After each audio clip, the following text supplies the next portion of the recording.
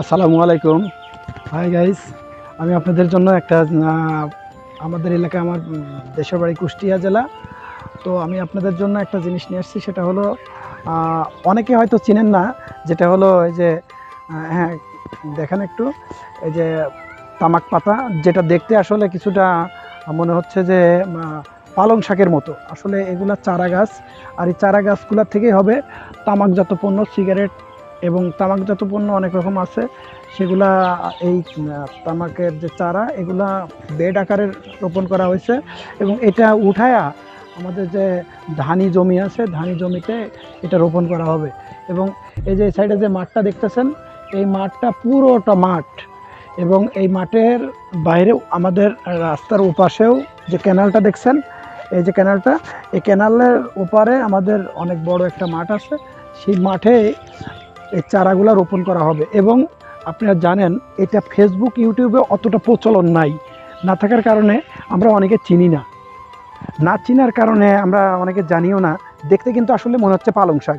একটু দেখান, দেখতে ঠিক পালং শাকের মতো, পালং শাকের মতো। আর এগুলা পাতা হয় অনেক বড় বড়, এবং এই পাতাগুলা যখন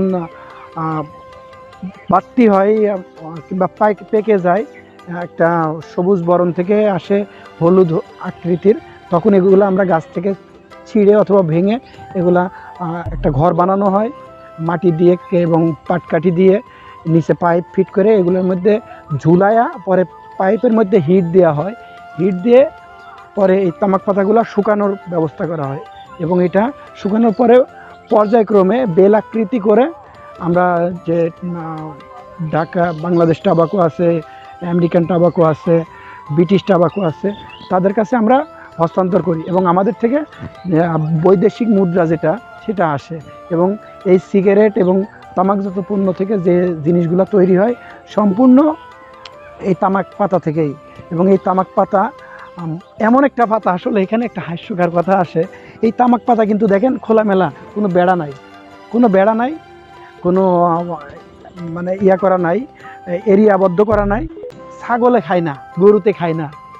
একটা সবচেয়ে হাস্যকর বিষয়, সেটা হলো ছাগল গরু এই পাতা খায় না, এবং কি বড় হইলেও খায় না।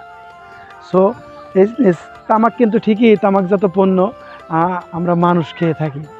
আর এতে আপনাদের মানে খুব উদ্বুদ্ধ করব না, শুধু দেখানোর জন্যই আমি আপনাদের সামনে উঠাই ধরছি।